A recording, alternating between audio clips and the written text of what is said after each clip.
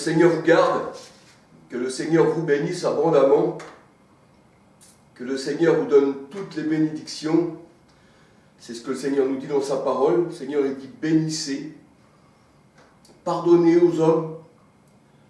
Le Seigneur il dit aussi dans sa parole qu'on reconnaît quelqu'un qui appartient au Seigneur, à l'amour qu'il a les uns pour les autres.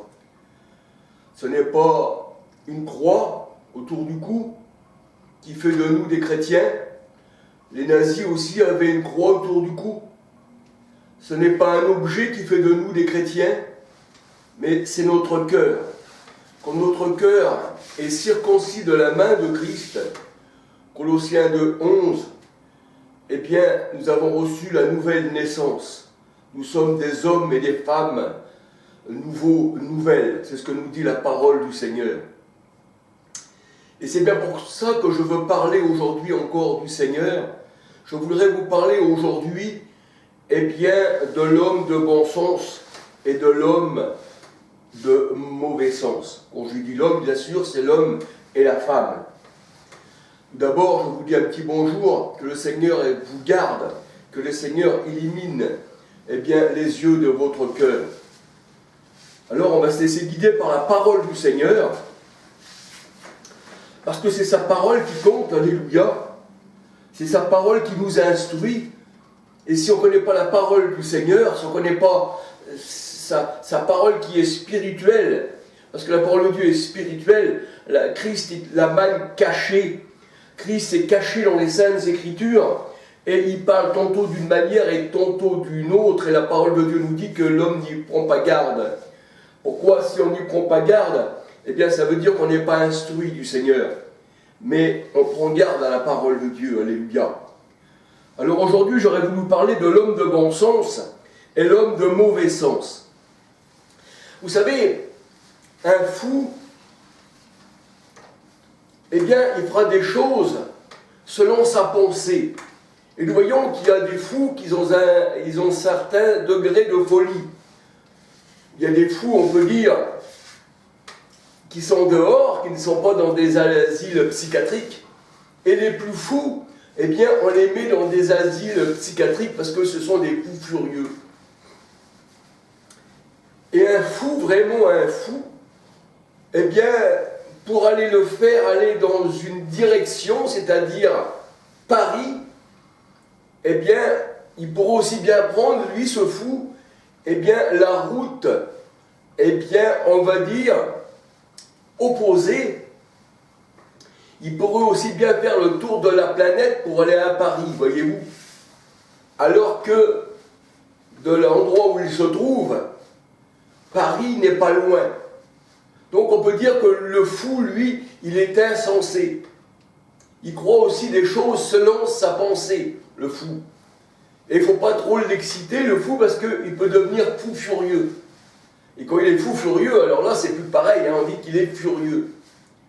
Alors pour la parole de Dieu, le fou, c'est celui qui ne connaît pas le Seigneur. Le Seigneur, il dit, le fou, c'est celui qui ne me connaît pas. Il est insensé. Il n'a pas de sens. Et vous savez que quand on prend un béret, avant les Français avaient des bérets, c'était des trucs qu'on se mettait sur la tête, c'était rond, et ça n'avait pas de sens. On pouvait le prendre, on pouvait le mettre n'importe quel côté parce qu'il n'avait pas de sens. Eh bien, le fou, c'est pareil. Il n'a pas de sens. On ne peut pas parler avec un fou parce qu'un fou ne comprend pas la sagesse. Parce que la sagesse est contraire du fou. C'est ce que nous dit la parole de Dieu.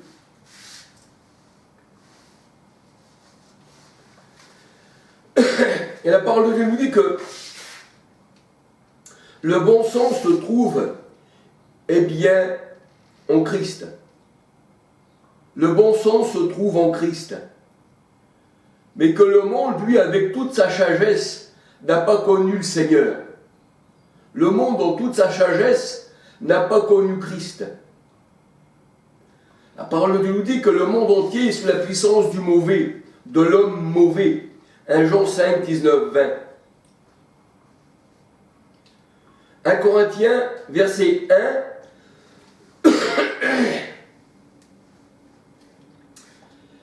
1. 1 Corinthiens verset 1, 18 à 31, la parole de Dieu nous dit que la folie de Dieu est plus sage que les hommes. Et que la prédication de la croix est folie pour ceux qui périssent. Voyez-vous, la prédication de la croix, la prédication du Christ, c'est-à-dire, eh bien, est folie pour ceux qui périssent. Pourquoi? Parce que, comme ils sont charnels, ils ne comprennent pas le spirituel. Et quand on n'appartient pas au Seigneur, on ne peut pas comprendre sa pensée. Or, nous avons la pensée du Christ, alléluia. C'est ce que nous dit la parole de Dieu. La prédication de la croix est folie pour ceux qui périssent. Quand le Seigneur a dit, prenez votre croix et suivez-moi. Car celui qui ne prend pas sa croix et ne me suit pas n'est pas digne d'être mon disciple. Ça veut dire que dans ce monde-là, on doit porter ce que le monde nous fait subir. On est dans un monde qui appartient au diable. C'est pour ça qu'il disait, je te donnerai tous ces royaumes, eh bien, si tu m'obéis, si tu te prosternes. On voit que le monde entier appartient au malin. 1 Jean 5, 19, 20. Je te donnerai tous ces royaumes. Donc, on voit que ce royaume, eh bien, appartient au mauvais. C'est pour ça que Jésus-Christ nous disait, notre Seigneur, vous êtes dans le monde, mais vous ne faites plus partie du monde, et vous aurez les tribulations. C'est ça, porter sa croix, c'est ça, être aussi crucifié, c'est ça aussi, être maltraité dans la parole de Dieu. Pardon. La prédication de l'évangile est folie pour ceux qui périssent. Et la parole de Dieu nous dit que Christ a sauvé ses élus, les croyants, par la prédication de la croix. Et ils ont cru. Les croyants ont cru à cette prédication, tandis que les autres, pour eux, c'était une folie. C'est ce que nous dit la parole de Dieu. Pourquoi? Parce qu'ils avaient l'esprit du monde. Ils avaient l'esprit malfaisant et ils ne comprennent pas les choses spirituelles de Dieu. 1 Corinthiens 2, verset 14. Tous ceux qui étaient destinés à la vie éternelle crurent au Seigneur. Acte 13, verset 48. Le Seigneur a dit qu'il a caché aux sages et aux intelligents, c'est-à-dire aux hommes qui sont sages et intelligents par eux-mêmes. Le Seigneur a dit, je leur ai caché, eh bien, ma parole. C'est ce que nous dit la parole de Dieu. Christ, il est le mystère caché, il est la manne cachée. Apocalypse 2, verset 17-18. Et c'est pour ça que le Seigneur disait, qui connaît le Père si ce n'est le Fils, mais qui le Fils veut le révéler. Et c'est pour ça que le Seigneur Jésus, quand il priait, il disait, eh bien, tu as caché cela aux sages et aux intelligents de ce siècle. Matthieu 11, versets 25, 26, 27. Et c'est quand on reçoit le Christ dans notre cœur que l'on revient à notre bon sens. Sinon, avant, nous étions des insensés. Un insensé, il n'a pas de sens, il ne sait pas où aller. Il marche selon sa propre pensée, selon son délire. Mais quand Christ vient en nous, qu'il nous prend, qu'il nous donne de vêtements de lumière, eh bien, on revient dans notre bon sens. C'est ce que nous dit la parole de Dieu. Un peu comme l'homme de Gadara. Parce que vous savez, je vous ai parlé de l'homme de Gadara déjà, mais il est bon d'en reparler dans un autre sens, je vais dire. Dans un autre sens. Alors, l'homme de Gadara, la parole de Dieu nous dit, il avait sa demeure parmi les sépulcres. Parmi les sépulcres. C'est pas que l'homme de Gadara dormait dans un cimetière comme on l'entend, mais il avait sa demeure parmi les sépulcres. Parmi les pharisiens qui étaient des sépulcres blanchis. Voyez-vous, il avait sa demeure là, il habitait là. Et là, il ne pouvait pas revenir dans son bon sens. Parce qu'il était dans les sépulcres, et en plus, il était taillardé par des pierres, par des cœurs de pierre, la parole de Dieu nous dit. Et on peut dire que l'homme de Gadara était parmi les morts. Parce que les sépulcres, eh bien, c'est les morts. C'est pour ça que le Seigneur disait aussi, laisse les morts enterrer leurs morts. Tu parais être vivant, mais tu es mort. Et nous voyons que les pharisiens étaient des sépulcres. Ils passaient pour des vivants, mais ils étaient morts. C'était des murailles blanchies. C'est ce que nous dit le Seigneur. Matthieu 23, verset 27, 28. Matthieu 23, verset 27, 28. Et Luc 11, verset 44. Et le Seigneur dit que le gosier des religions, des hommes, des gourous, des religions, de tous ces chefs de religion, comme les pharisiens, eh bien, leur gosier mène à la mort. Ce sont des tombeaux. Leurs paroles viennent de la terre, ce sont des tombeaux. Romains 3, verset 13. La parole de Dieu nous dit, ce sont des creuseurs de fosses, des creuseurs de tombes, des creuseurs de tombeaux. Ils creusent une fosse parce qu'ils sont égarés, ils n'ont pas de sens. Parce qu'ils sont aveugles, et un aveugle, il ne peut pas trouver le sens. Il faut que eh bien, le Seigneur lui donne un bon sens pour qu'il comprenne la parole de Dieu. Être aveugle pour la parole de Dieu, c'est ne pas recevoir sa parole. Ça veut dire qu'on est aveugle spirituellement. Et là, on n'a pas de sens. Et là, eh bien, ceux qui étaient des murailles blanchies, des tombeaux blanchis, qui à l'extérieur paraissaient beaux, parce que c'était blanchi, mais à l'intérieur c'était la mort, eh bien c'était les pharisiens. Et ils creusaient des fosses, c'était des fossoyeurs. Proverbe 26, verset 27.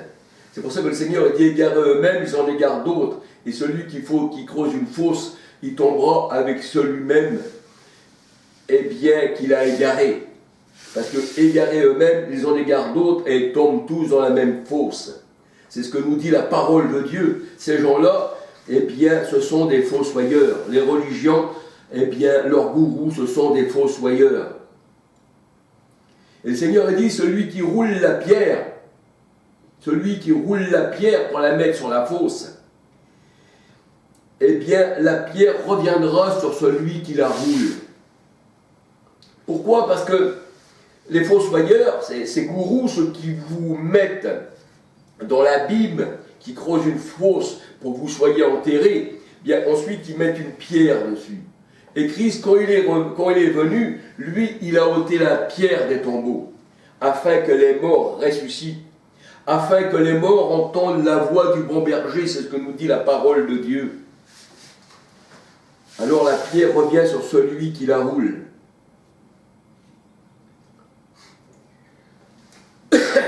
Proverbe 25, verset 27. Et quand la pierre est ôtée du sépulcre, comme le sépulcre de Lazare, qui Lazare aussi avait été mis dans le sépulcre, eh bien Lazare est revenu à la vie et il fallait lui détacher aussi comme l'homme de Gadara qui était enchaîné, il fallait lui enlever les pieds, les liens qu'il avait aux pieds et aux mains et lui enlever le voile, parce que le voile représente celui qui est dans les ténèbres. C'est pour ça que la parole de Dieu nous dit que le voile est ôté en Christ. Et quand le voile il est ôté, ça veut dire que l'évangile n'est plus voilé, c'est ce que nous dit la parole de Dieu. L'évangile n'est plus voilé, parce que le voile ne s'enlève qu'en Christ. 2 Corinthiens 3, verset 7, on va dire à 18, si je ne me trompe, alléluia. Alors, il fallait que Lazare aussi, que sa pierre, eh bien, soit enlevée du sépulcre et qu'il ressuscite. Jean 11, verset 38 à 44. Jean 11, verset 38 à 44. Et la parole de Dieu nous dit que la mort n'a plus de pouvoir sur un enfant de Dieu. Ça veut dire que ces sépulcres blanchis, eh bien, ne peuvent pas ravir un enfant de Dieu. Il essaiera de séduire les disciples s'il était possible, mais il n'est pas possible, parce qu'on a reçu un enseignement qui est autre que les religions. C'est ce que nous dit la parole de Dieu. Luc 23, verset 35. Luc 23, verset 35. la parole de Dieu nous dit que la pierre, eh bien, est roulée. Et on voit que le Christ aussi n'est pas resté dans le tombeau, Luc 23, 35, et que la pierre, eh bien, est toujours roulée du tombeau. Luc 24, versets 1, 2. Et le Seigneur disait ne pas chercher, eh bien, parmi les morts, parmi les fosses, parmi les cimetières, parmi les pharisiens, c'est tombeaux blanchis, celui qui est vivant. Luc 24, versets 3 à 53. Luc 24, versets 3 à 53. Et la parole de Dieu nous dit que celui qui croit au Christ ne mourra jamais. Parce que le Christ, il est la résurrection et la vie. Alléluia. Jean 11, versets 25, 26. Christ est la résurrection et la vie. Celui qui croit en moi ne mourra jamais, dit le Seigneur. C'est moi qui ôte la pierre de ton tombeau. On t'a mis dans un tombeau, mon peuple. Mais voici, j'ouvre les tombeaux. Et tu sors du tombeau. Alléluia. Tu sors des religions. Alors l'homme de Gadara, en étant dans les sépulcres, en étant parmi tous ces gens, eh bien, était un fou. Il n'avait pas de sens. Il avait perdu la raison. Il était dans les sépulcres. Il y avait les sépulcres autour de lui, et lui-même se trouvait dans les sépulcres. Luc 8, verset 27. Luc 8, verset 27. Et en étant dans les sépulcres, eh bien, il était écarté du droit chemin. Il savait écarter du droit chemin parce qu'il était dans les sépulcres. Et le chemin, c'était Christ. Jean 14, 6. Il reposait, l'homme de Gadara, dans l'assemblée des morts. Proverbe 21, verset 16. Proverbe 21, verset 16. Et l'homme de Gadara avait en lui un esprit impur, c'est ce que nous dit la parole de Dieu. Luc 8, 29. C'est pour ça que dans Matthieu 12, versets 28 à 32, la Bible dit que Jésus ôtait les esprits impurs des hommes et lui mettait son Esprit Saint. Et qu'on reçoit l'Esprit Saint, on redevient dans notre bon sens. Et quand l'Éternel il envoie un esprit méchant sur l'homme, 1 Samuel 16, 14, eh bien, il cherche à tuer les enfants de Dieu, parce que Saül, le roi Saül, il essayait de tuer David. C'est ça quand on a reçu un esprit méchant, aussi on devient, eh bien, l'ennemi de Dieu. Et c'est Dieu qui dirige l'esprit de l'homme. Tout vient de Dieu. Alléluia. 1 Samuel 16, 14. Et l'homme de Gadara avait l'esprit du monde. 1 Corinthiens 2, 12. L'esprit du monde qui est l'esprit de la chair, qui est contraire à Christ. Il lui fallait à l'homme de Gadara, et il lui fallait l'Esprit Saint, il lui fallait l'Esprit du Christ. Romains 8, 9. C'est pour ça que la parole de Dieu nous dit que nous sommes tous abreuvés d'un seul esprit. 1 Corinthiens 12, 13. De l'Esprit Saint.